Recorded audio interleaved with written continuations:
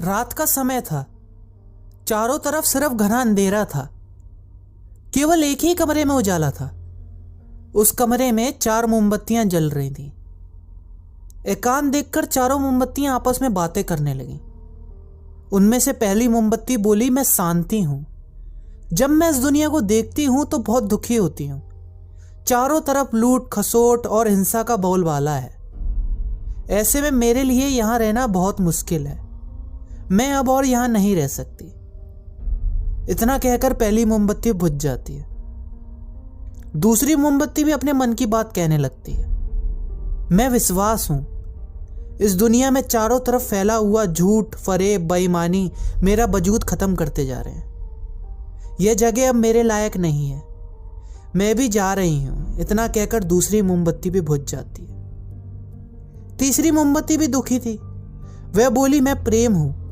मैं हर किसी के लिए हर पल जल सकती हूं, लेकिन अब किसी के पास मेरे लिए वक्त ही नहीं बचा।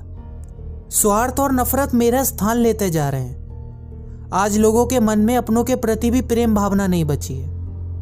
अब यह सहना मेरे बस की बात नहीं। मेरे लिए जाना ही ठीक होगा। यह कहकर तीसरी मोमबत्ती भी बुझ जाती है। तीसरी मोमबत्ती बुझी थी कि तभी उस कमरे में एक बच्चा आता है। मोमबत्तियों को यूं बुझा देखकर वह बहुत दुखी होता है। उसकी आंखों से आंसू बहने लगते हैं। दुखी मन से वो बोलता है, इस तरह बीच में मेरे जीवन में अंधेरा कर कर तुम कैसे जा सकती हो? तुम्हें तो अंत तक पूरा जलना था, लेकिन तुमने मेरा साथ बीच में ही छोड़ दिया। अब मैं क्या करूंगा? बच्चे की यह बात सुनकर चौथी मोमबत्ती बोली, घबराओ नहीं, मैं आशा हूं और मैं तुम्हारे साथ हूं।